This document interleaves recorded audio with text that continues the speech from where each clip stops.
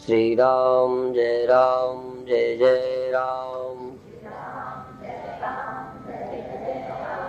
सच्चिदानंद भगवान की, सनातन धर्म की। ये भी विषय मुख्य है। इसकी भी इच्छा थी तो सुबह वाले में कि ये भी आदमी को एक समस्या है। शरीर के कारण जो अ, रोग दुख दर्द हैं। मैंने सोचा था कि मैं किसी से कहूं कि आप बताओ, जो लोग वेद प्रवचन करते हैं उनसे, कि दर्द नहीं होना चाहिए। तो देखो, शरीर दर्द रोग सर्दी गर्मी भूख प्यास, ये ज्ञानी इनको नहीं हटा सकते। लेकिन बुद्धि में जो मरण है, जन्म है, सीमितता है, उसके कारण जो सोच जन्य दुख है, उसका 100% इलाज हमें विचार से ही करना चाहिए। 100%। 100 दुखों में 100 दुखों का उपाय केवल ब्रह्म विचार होना चाहिए। यदि इनके लिए भी पड़ोसी से निपटता है तो रास्ता ही गलत है। बाकी बीमारी है, भूख है, प्यास है, रहने की जगह है, कोई तुम्हारे घर में घुस के रहने लग जाए, तुम्हें घुसने न दे, बात अलग है। बोलिए सदगुरुदेव भगवान की। जैसे वो आएगा, तुम आओगे, मैं आऊंगा, 3 है, पर वो एक ही करेगा, मैं आऊंगा नहीं। दोनों यही चीज होती है एक हृदय का सत्य। समझाने तो के लिए। इसी तरह अध्यात्म है, चाहे कुछ, उसको स्वीकार करें। जैसे यहाँ व्यवहारिक रूप में कि हाँ व्यवहारिक त्रुटि है, व्यवहार में हिंदी में ऐसा नहीं बोलते, नहीं बोलना चाहिए। बल्कि हमको यदि आपस में भी कोई ऐसे शब्द का प्रयोग करते हैं तो मुझे कम अच्छा लगता है, क्योंकि सम्मान से बोलो। जैसे पाश्चात्य देशों में कुछ चीजें हैबिट में आई हैं, जैसे थैंक यू। जैसे थैंक यू, धन्यवाद। थोड़े से काम में थैंक यू कहेंगे, और जब निकलना है थोड़ा आपसे रास्ता चाहेंगे, निकलेंगे तो कहें एक्सक्यूज मी। बहुत अच्छी बात है ये कि निकलने में हट इन्हें कहे एक्सक्यूज मी, मुझे क्षमा करो, मुझे हटाना पड़ रहा है, मुझे क्षमा करिए, निकलना है। तो वो आपसे कहे एक्सक्यूज मी, मुझे निकलने दो। फिर धीरे धीरे क्या है, वही आदतों में आ जाता है। तो ये जो आपने कहा तो वो हैबिट में आ गया, जैसे विदेशियों के excuse me, thank you, sorry sorry, ज्यादातर बोल प्लीज अपने यहाँ। प्लीज प्लीज प्लीज तो कहते हैं, वैसे प्लीज हमारा काम करो। मैं समझता था कि बहुत अच्छे हैं, लेकिन ये शुरू में जैसे बचपन से आदत में आ गया है, बाकी अच्छे नहीं हैं। महाराज जी, उनको सिखाया जाता है बचपन से ही। बोलने में सिखाया अच्छे जाता हैं, है कि ऐसे बोल। पर जो आपस में व्यवहार है उसमें हमारे जैसा भी कुछ नहीं है, क्योंकि रहने के बाद समझ में आता है। इसी तरह सम्मानजनक भाषा में आप कहाँ जा रहे हैं, आपको यहाँ आदत में भी हिंदी में आ रहे, तो वो ये भी देखना चाहिए कि मेरे में अच्छाई है या सिर्फ आदत है।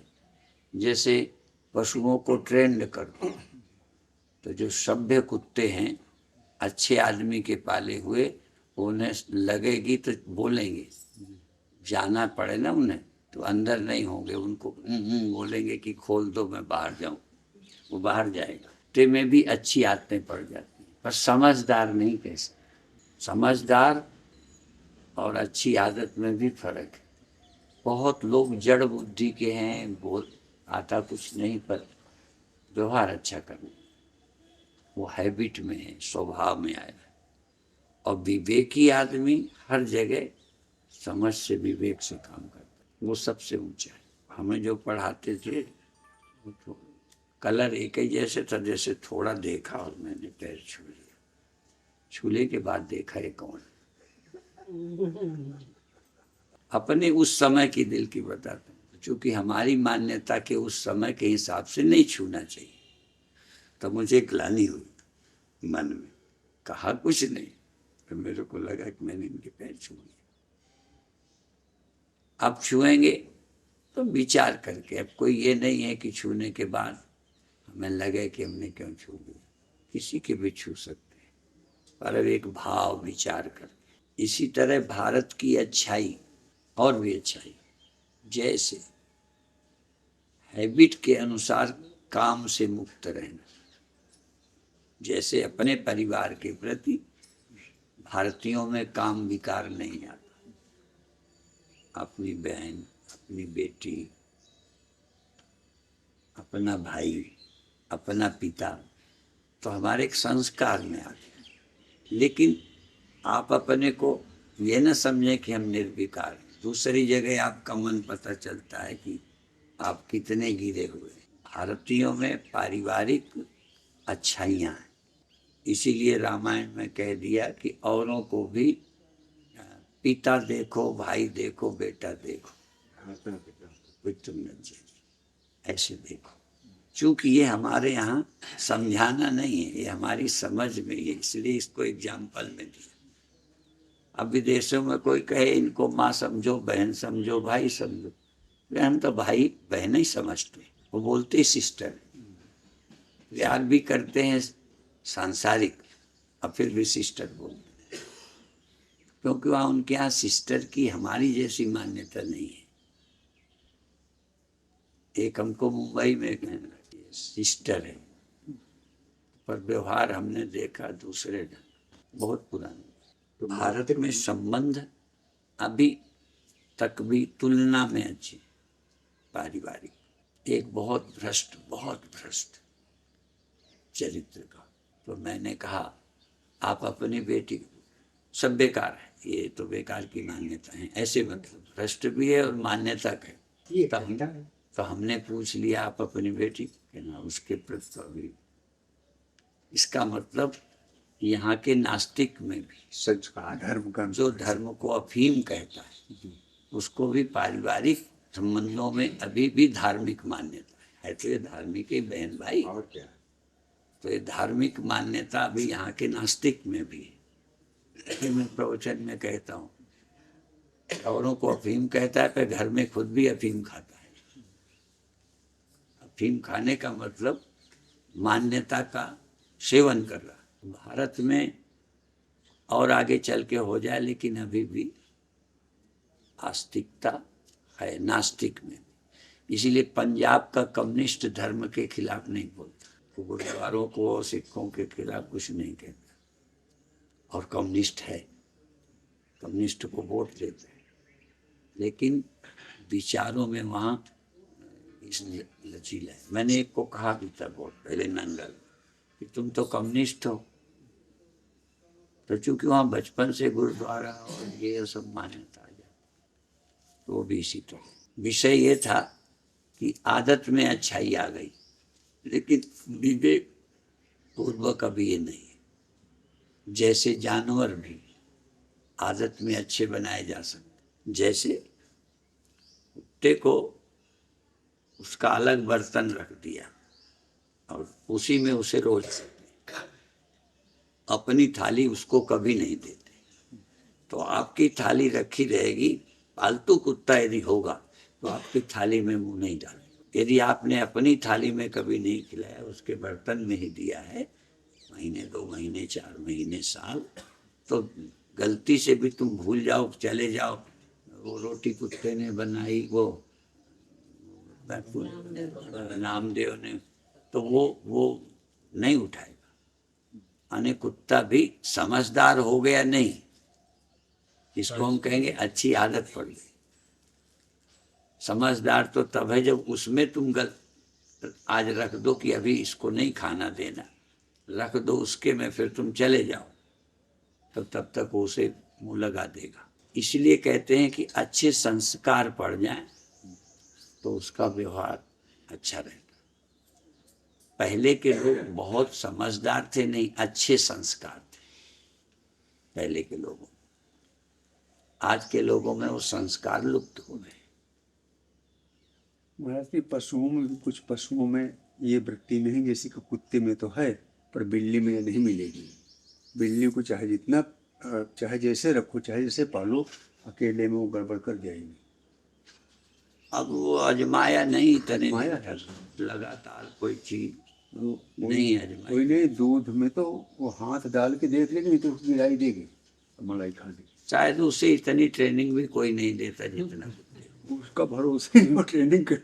नहीं, वो होगी, लेकिन जिस चीज को मैं नहीं जानता उतना मैंने आग्रह नहीं। विदेशों में बिल्लियों को भी ट्रेनिंग दी जाती है। कुत्ता अधिक स्वामी भक्त होगा, लेकिन जानवरों को भी ट्रेनिंग होती है। शेर वगैरह ये सब ट्रेंड हो जाते, पर इतना लंबा प्रयास यहाँ नहीं है, इसीलिए आपसे असहमत नहीं हूँ। पर फिर भी पशुओं को भी ट्रेंड किया। कहने भर के लिए तो हमारे यहाँ कानपुर में भार्गव परिवार में तोते को हमने बोलते देखा। तो जो उन्होंने बचपन से पाला था वो कहता था सीताराम कहो, राम राम कहो, पढ़ो पट्टू, राम राम, ऐसे बोलता था।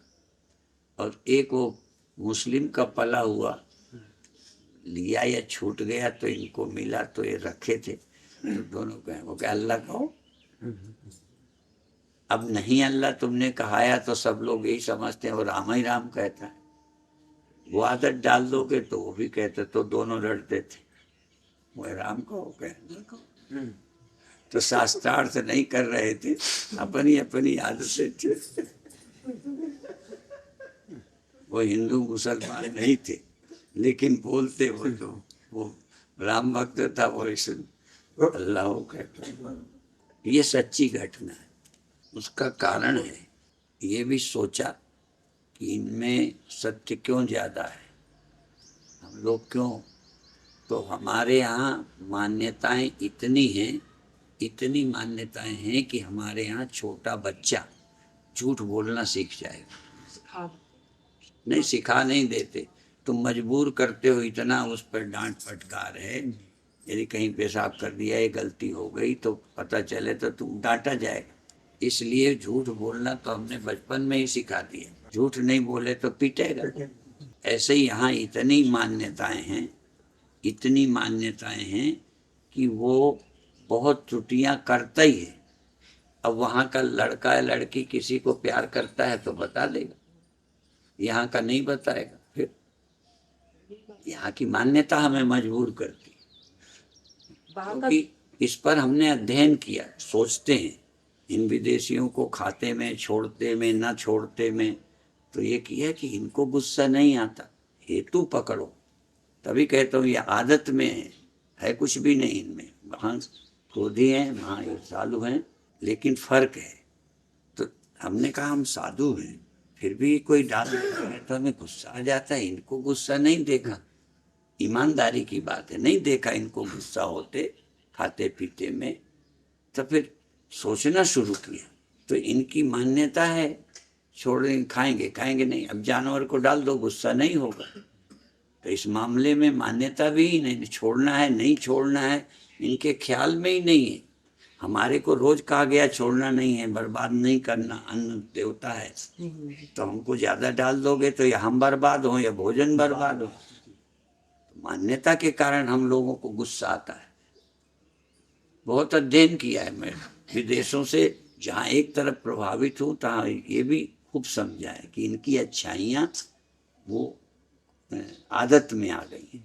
इसलिए परोसने वाले से गुस्सा ही नहीं हो, आप चाहे जितना डाल दो। और यहाँ एक सीमा तक नहीं तो नाराज होगा ही होगा। जो नहीं होता उसके भी डाले चले जाओ ना, तो बेवकूफ हो गया, डाले चले जा रहे। महाराज विदेशी कहने का मतलब अंग्रेजों से नहीं है, जो अपने वहाँ के बच्चे वहाँ पैदा हो जाते हैं, चाहे वो पंजाब का। तो हमारा भी कहने का है, समझो तो। हाँ, वही बात है। वो 2 साल का बच्चा माँ बाप भी कहने का तो वही भाव है। अभी तो हम लोग जब वहाँ जाते हैं तो छिलका नहीं फेंकते, ये नहीं करते। और यहाँ आते हैं तो फिर फेंक देते, क्योंकि वहाँ फेंकते ही नहीं है ना।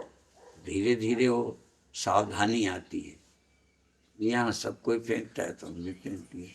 वहाँ बच्चों की गाड़ी जा रही हो बस, तो दूसरे लोग बस अपनी रोक देंगे या अपनी कार रोक देंगे, उसको निकलने देंगे। विद्यार्थियों की नियम भी है, धीरे धीरे उनके ख्याल में आ गया। और एक आदमी भी गलती से निकलता हो तो फिर एक गाड़ी रोकेंगे। हमारे यहाँ रास्ते वाले को भगना पड़ेगा, बचाएंगे हम भी, लेकिन अपनी गाड़ी की ज्यादा वो नहीं करेंगे तो उसको भगना पड़ेगा। और वहां यदि आप निकल रहे हैं तो कार को धीमी कर लेगा, ये रोक लेगा, जबकि नहीं निकलना चाहिए उनको भी। लेकिन यदि कोई भूल से ऐसा करे तो गुंजाइश। तो अच्छाइयाँ व्यवहारिक बहुत है वहाँ। ज्यादातर दूसरे पे दृष्टि ज्यादा रहती, वहाँ दूसरे पर ज्यादा दृष्टि नहीं। वो क्या करता है क्या नहीं करता है। हमारे यहाँ सारी चेतना दूसरे पर है, कैसे बैठा, कैसे खाया, क्या किया क्या नहीं किया, नजर रहती है और चर्चा भी करी। वहाँ ये कम। लेकिन जैसे अब अमेरिका चिंतित है अपनी नई पीढ़ी पर, पढ़ें पढ़ें न पढ़ें न पढ़ें, ये कैसे मिल रहे हैं। तो अब जिम्मेदारी की प्रवृत्ति धीरे धीरे वहाँ आज़ादी के कारण ऐसी हो गई, तो यहाँ के लोगों को पसंद करते हैं। वहाँ बोलते भी हैं कि भारत लोग के लोग पढ़ने में, इसमें, काम में अच्छे। एक एयरपोर्ट में कहीं ठहरी, हमारे दर्शन को आई थी लॉस एंजलिस, फोन कर दिया कि नहीं अभी समझ भी लिए, मैं खाली बैठा हूँ। तो झूठ बोले लेकिन काम बोले, यानी कल आना 8 बजे। अहंकार, अहंकार के बारे में अहंकार भी मूलात्मा करता है। अपने कर्ता मान कर करता है। एक गुरु थे, हम आत्म पद के वासी हैं, अच्युत आनंद अविनाशी हैं, नहीं मात पिता के जाए हैं, नहीं करता ते उपजाए हैं, हम नहीं काहू से आए हैं। हम अक्रिय कार्य करेंगे। इंद्रियाणि इंद्रियार्थेषु, इंद्रियां अपने विषय अर्थ में बरतती और कहीं बरत नहीं सकती। जैसे नेत्र शब्द में बरत नहीं सकती, वो अपने विषय में ही बरते। नेत्र रूप में ही रूप का ग्रहण करे, तो वहाँ ये पंचीकरण का विषय है कि नेत्र से रूप तो तो एक तत्व से बने। इंद्रियाण इंद्रियार्थ, कान रूप को कभी नहीं देखे, कान देखेगा कभी नहीं, सिर्फ सुने, क्योंकि वो अपने विषय का ही ग्रहण करे। किसी के चाहने का विषय ही नहीं कि तुम चाहो और करो। कान का शब्द का, नेत्र का रूप का, नासिका का गंध का, रसना का रस का। तो ये भी एक विषय है कि क्या कोई ऐसा है जिसकी रसना खट्टे मीठे का ग्रहण न करे, किसी के कान शब्द का ग्रहण न करे, किसी की आंख रूप का ग्रहण न करे। क्या ये कर सकता है? और जब ये इंद्रियां अपना ग्रहण करती हैं तो ज्ञानी में अज्ञानी में फर्क, ये मूल विषय। पांचों ज्ञानेंद्रियां अपने ही अपने विषय में बरतती है, एक दूसरे के विषय में नहीं जाती। कभी बहुत पहले प्रवचन में करता था कि ये बड़ी पतिव्रता है, अपने विषय से ही मतलब है, दूसरे से विचारणी नहीं है, नेत्र चाहने पर भी स्वाद नहीं ले सकते। अपने अपने विषय से। इसलिए इंद्रियाणि इंद्रियार्थी बर्तन। दूसरा है कि इंद्रियां ही अपने विषय में बरतती हैं, तुम नहीं। तुम चूंकि प्रकाश हो तो तुम्हें दिख जाता है, दिख जाने से तुम्हें भ्रम है। जैसे सूर्य की रोशनी में तुम ताश खेलो, सूर्य परेशान हो जाए, या रोशनी में घर की लाइट में तुम ताश खेलते हो, तो लाइट है, ये तो खेलने वाला अपराधी है। तो विषय को इंद्रियां ग्रहण करती। यदि ये जो तुमने पहले कहा कि बुद्धि में भेद है केवल बुद्धि, तो जो ज्ञानी है वो इंद्रियों को अपने विषय में बरतते देखता है, अपने को उसमें वर्तता नहीं देखता, और ज्ञानी अपने को अहंकार से मूढ़ होने के कारण अपने को करता देखता। क्योंकि वर्तना ज्यादातर विरोध दो बातों का है, पाप और पुण्य के कारण लोग इस पर संशय भी करते हैं और इसका दुरुपयोग भी करते हैं। लेकिन तभी मैंने पूछा कि क्या कोई ऐसा भी ज्ञानी है जिसकी इंद्रिय अपने विषय में न बरते? अभी पाप और पुण्य छोड़ दीजिए, इसीलिए वो विषय नहीं उठाता, नहीं तो कई के तर्क उठे। पाप पुण्य दृष्टि नहीं है, जैसे मांस है, शराब है, ये इस तरह के विषय उठाएंगे तो नैतिक प्रश्न उठ जाता है। तो यहाँ नैतिक प्रश्न नहीं है, प्राकृतिक सत्य क्या है कि क्या कोई गाली देता है या कोई प्रशंसा करता है तो कान में आवाज नहीं आएगी किसी ज्ञानी की? इसी तरह नाक में सुगंध दुर्गंध नहीं आएगी, या खट्टा मीठे का स्वाद का पता ही न चलेगा तो ज्ञानी। तो फिर ज्ञानी में और अज्ञानी में फर्क क्या है, इस बात के लिए विचारणीय विषय कि उस समय तुम्हारी बुद्धि कर्ता बनती है या इनके कर्म होते देखना। इसमें महाराज ऐसा नहीं है। एक युवती का हाथ गुंडा पकड़ता है, एक मनिहार पकड़ता है, एक डॉक्टर पकड़ता है, और एक पिता पानी ग्रहण करके एक युवक को पकड़ाता। क्रिया ही नहीं, लेकिन भाव में, बुद्धि में, तीनों में अंतर है। डॉक्टर को पैसा दिया जाता, मनिहार को चूड़ियों का पैसा दिए, गुंडी की पिटाई होती, और पिता पानी ग्रहण संस्कार करता है। तो भावे ही विदितो, भावना का ही खेल है सब, ये बुद्धि में या भाव का। ये लोकमान्य तिलक ने लिखा है कि मूर्खस्य प्राज्ञस्य च कार्य योगे समत्वम भेद, बाहरी क्रिया एक, तनुर्न बुद्धि, बुद्धि में भेद, भाव में भेद। तनुर न, शरीर में भेद नहीं, तनुर न बुद्धि। इंद्रियां अपने विषय में बरतेंगी ही। थोड़ी देर को आप आंख बंद कर लें, कान में रुई डाल लें, अलग विषय है। तो वो तो इंद्रियां अपने काम नहीं करें, ये कैसे हो? स्वतंत्र है महाराज जी, इंद्रियां करने के लिए सब कुछ। तुम करने ना दो, स्वतंत्र हो के स्वतंत्र नहीं है, लेकिन तुम कहाँ चले जाओगे ये बताओ? ये आसक्ति के कारण हमारी इंद्रियां खाने खट्टा मीठा खाते समय जबान में जब जाएगा तो खट्टे मीठे का पता चलेगा, नहीं चलने का क्या उपाय? तुम जैसे कि बुद्धि किसी चीज के लिए दर्शन करना चाहती है, और ज्ञानी का लक्षण है कि वो अपने विषय को ग्रहण कर लेगा। ज्ञानी का क्या विषय? जैसे जो चीज नहीं देखना चाहता, जो नहीं सुनना चाहता, तो उधर वो ध्यान नहीं देता हो। ऐसा उसको हानि लाभ का पता है। ये तो तुम लाभ अच्छे बुरे का मैंने पहले कह दिया कि नैतिकता का प्रश्न ये नहीं है। ये तो सिर्फ नैतिक नीति का प्रश्न है कि क्या देखना, क्या पढ़ना, क्या ना पढ़ना, क्या खाना, क्या ना खाना। हमारा विषय ये है कि खाना ना खाने का निर्णय नहीं करना, पर जबान में कोई चीज खाओगे वो अच्छी बुरी नहीं है, पाप नहीं है, इससे कोई लेना देना नहीं। तो जबान में आपको खट्टा मीठा लगेगा कि नहीं लगेगा? विषय तो ये पूछा, हमने तो पाप पुण्य की बातें नहीं की। अध्यात्म पाप पुण्य का विचार नहीं करता, पाप और पुण्य का विचार धर्म करता। धर्म का, न पुण्यम न पापम। वहाँ महाराज तिलक ने एक बात और कही, एक व्यक्ति पानी में डूब रहा है, एक बचाने के लिए कूद पड़ा। लोग कहते बड़ा दयावान है, परोपकारी है।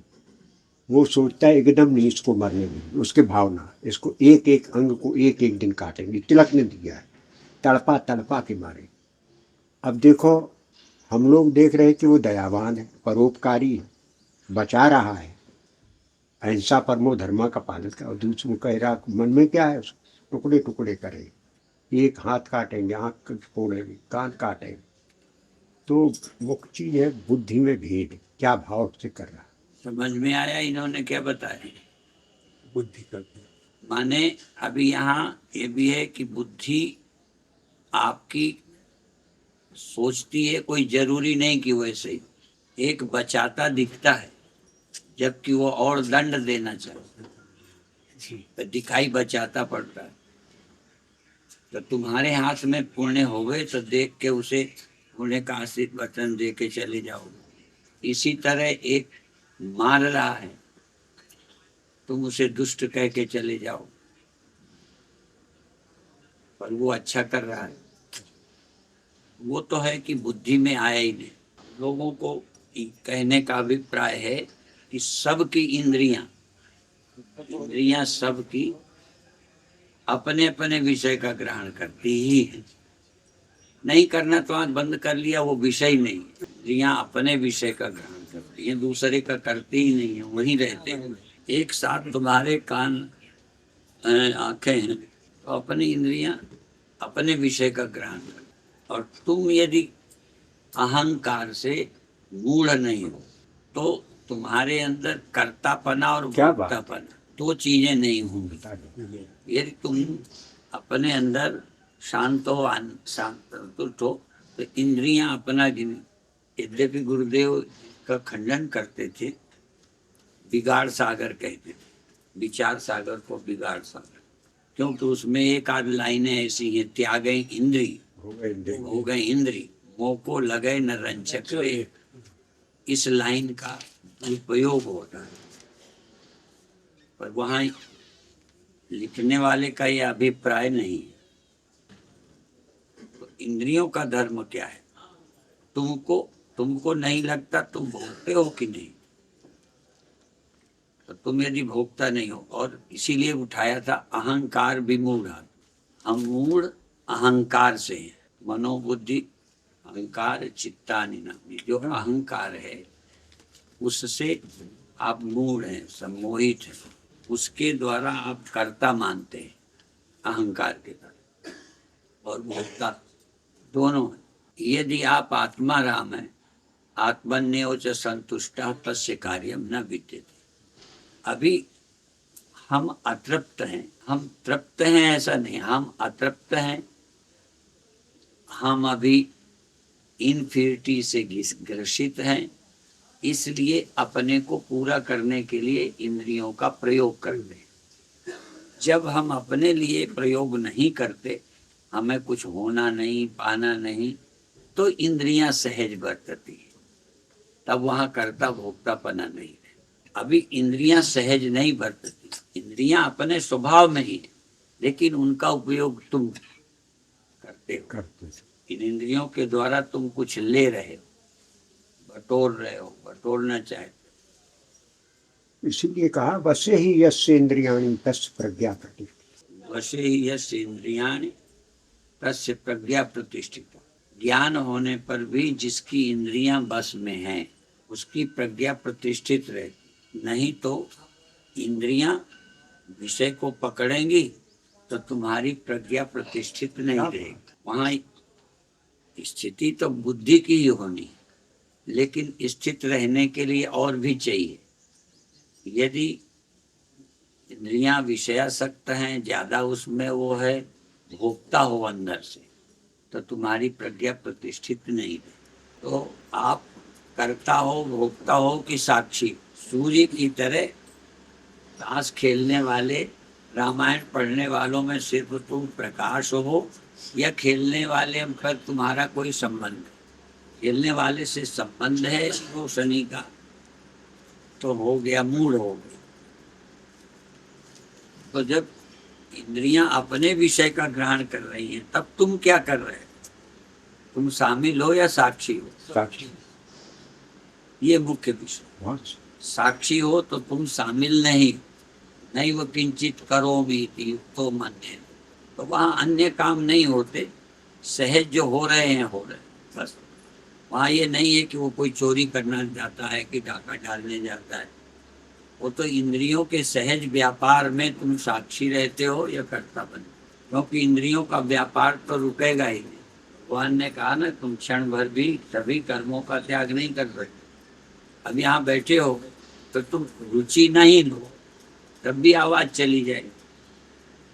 नहीं कश्चित क्षणमपि जाति सत्य कर्म कर अचक्तो, एक क्षण भी नहीं, क्योंकि प्रत्येक क्रियमान कार्य तो व्यवसात्र सर्वा प्रकृति गैर गुण प्रकृति करा रही।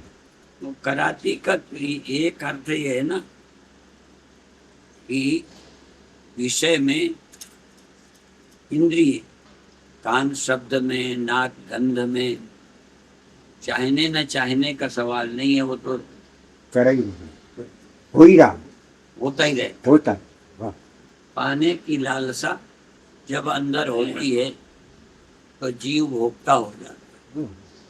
इसलिए द्वासुपर्णा संयुजा सखा है, एक साक्षी है, एक भोगने लगता है। ये भोगने वाला तब छूट जाता है जब साक्षी से इसकी दोस्ती हो जाती है। साक्षी सदा साथ है, लेकिन जीव साक्षी से कोई मतलब नहीं रखता। जब साक्षी का ख्याल करता है तो जीव में भोक्तापना खत्म होता है, साक्षीपना आता है। जीव में जब साक्षीपना रहेगा तो बंधन में नहीं आता। मोती झील पर जब आपका शास्त्रार्थ हुआ था तपेश्वरी वाजपेयी से, कई दिन चला था, तो उसमें वो द्वैत प्रतिपादक यही दूते थे, द्वासुपर्णा संयुजा सखा, और आप अद्वैत तरंगे। कई दिन शास्त्रार्थ चला, बड़े प्रेम सब ऐसे ही बैठते थे। महाराज जी अद्वैत का प्रतिपादन, वे द्वैत का प्रतिपादन, ऐसे मंत्र को सबसे बड़े विद्वान थे कानपुर में। और ये करीब हो गई 32 साल तक। तब महाराज जी इतने शास्त्रार्थ और उसमें दक्ष थे। विद्यास्मिता, राग द्वेष अग्निवेश, अज्ञान और अहंकार के कारण हम अपने को पूर्ण अनुभव नहीं करते, अधूरा अनुभव करते। जैसे हम पूर्ण होना चाहें और है बुदबुदा, है लहर, तो आप लहर हैं ये क्यों सोचते? आप लहर नहीं है, लेकिन आप पानी नहीं हो या आप सागर नहीं हो, आप लहर क्यों मानते? तो अविद्या के कारण ये अहंकार से हमारा संबंध है, अहंकार से, और अहंकार को ही बड़ा बनाना, पूरा करना चाहिए, जो हो नहीं सकता कभी, हो नहीं सकता। तीनों कारण। इसलिए अहंकार के द्वारा जब हम पूर्ण होने की सोचते हैं, रास्ता गलत पकड़ते हैं तो और भटकते जाते हैं। जब हमें एहसास होगा हम आनंद में हैं, पूर्ण हैं, तो आनंद के लिए या पूर्ण होने के लिए करना नहीं। जब आनंद के लिए, पूर्ण होने के लिए करना नहीं है, तब करना प्रकृति का स्वाभाविक है, तब आप करता नहीं। इसलिए अहंकार से मूढ़ व्यक्ति अपने को अधूरा मानता है और कर्ता बनता है। अधिक अधिक अरुझाई और उलझती और है।